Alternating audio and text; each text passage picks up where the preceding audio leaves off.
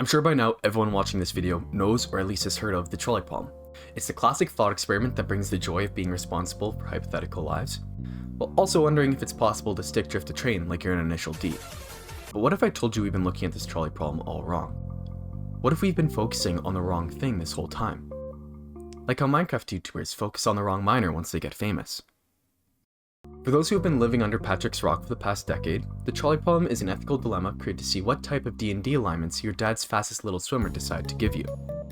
The situation is that there is a trolley headed towards 5 people tied to the tracks.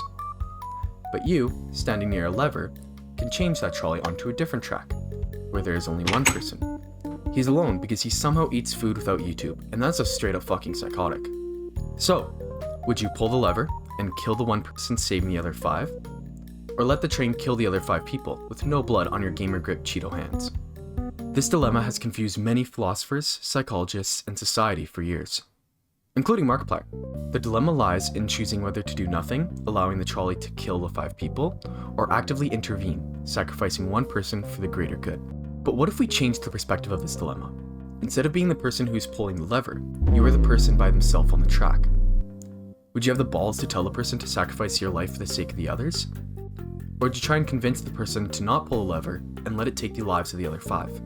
Like, just imagine, you're on the tracks, seeing this dude who has the ability to kill you faster than your mom after she finds out your 2 terabyte homework folder on the computer. What are you going to say to them so they don't touch that lever and kill the other 5 people? Or open up that homework folder? This changes the ethical dilemma from killing for the greater good to sacrificing for the greater good. And at what point does being remembered and never forgotten, not now J-Slap fans, outweigh continuing to live? Diving deeper into this situation becomes 3 prominent changes into the ethical dilemma. If you do convince the person to not pull the lever, does the guilt fall on you, the person who didn't pull the lever, or both? Or the person that's somehow stick drifting the trolley? Do you think you'd be able to live the rest of your life without regret, knowing that you got to live but the other 5 people didn't? Oh, hi, Mark. This is also called survivor's guilt. Where the fuck did that sound come from? Which is basically like winning the worst lottery. What lottery? The lottery! That's what lottery! Are you stupid? Because instead of being happy, you are filled with immense guilt that you were the only one who survived and believe you didn't deserve to. The second thing is, are you going to try and convince the person to pull a lever so that the other 5 can be saved? And what would you say to that person to make them pull a lever? Are you going to try and take the guilt off of them, or maybe make it less human? Like, are you going to say to the guy, hey man, don't worry, I killed more people than you anyways, so it's all good in Jesus' book.